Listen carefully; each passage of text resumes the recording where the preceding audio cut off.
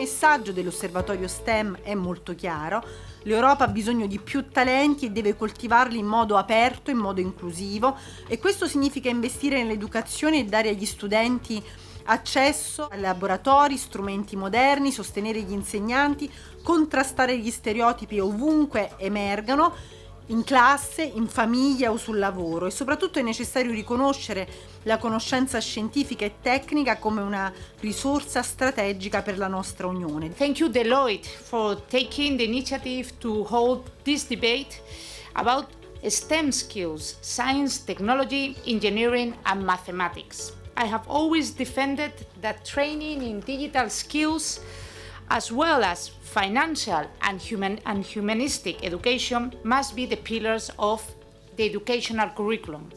This continent changed how we communicate. It developed the medicines that help people live longer. It transformed the way the world moves. Europe has always been the home of builders, of innovators, of inventors. What we need to do better is to spot that potential, enable it, and then put it to work. In momenti come questo servono da una parte per tirare fuori i dati e dall'altra per rinnovare degli impegni da parte delle istituzioni, perché voi lo presentate oggi alle istituzioni, ma anche da parte, diciamo, all'esterno, da parte delle imprese, da parte degli enti di ricerca, da parte del sistema dell'istruzione, che probabilmente deve fare un lavoro congiunto per trovare il modo di mettere nelle condizioni i nostri giovani. Occorre creare una cinghia di trasmissione efficace fra i luoghi del sapere, i luoghi dell'apprendimento e il mondo del lavoro, il mondo dell'applicazione pratica di queste materie. Of course, having a sufficient STEM profiles is essential for what we are in Europe. I mean, how can we modernize defense? How can we remain top of the trade as far as healthcare is concerned? Think of mobility. All this needs huge numbers of STEM profiles.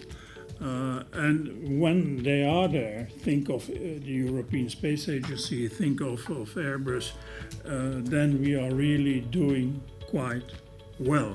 We have this huge shortage, and we know that if we can just even fill part of the gap with getting more women in STEM, that the EU could have a GDP increase of 260 billion euros, and that's not a small boost. That would be a real transformation. I believe that we are in a complex scenario and in a highly competitive landscape for the STEM students and workers, and that the organization should go beyond the traditional standard incentive to attract them. We have to be clear on the fact that we are in the middle of a journey, because something is happening. Probably we are all the stakeholders are at risk of frustration, let me say. I mean, because there were a lot of investments, a lot of effort has been made. The situation, I'm sure, is completely different compared to 20 years ago, but it's not yet what we expect. Compared, for instance, to the last report of STEM, artificial intelligence was not so present in our life.